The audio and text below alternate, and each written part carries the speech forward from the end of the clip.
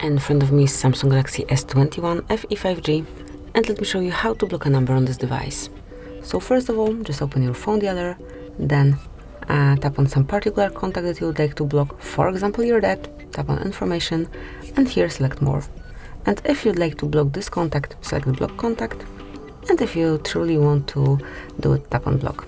And that's it. As you can see, it is blocked. You can also notice the indicator right here for blocking. And then to remove this blockade, just tap on more and select unblock contacts.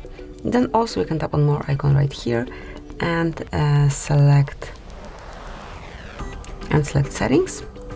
And here you can tap on block numbers at the top of the list. And you can either block all unknown or private callers, or add some particular number manually right here. Then tap on plus, and you can smoothly block this number. Also, you can pick some from recents or contacts. And this is it. That will be all. This is how you can block contact on your device. Thank you for watching. Please subscribe our channel and leave the thumbs up.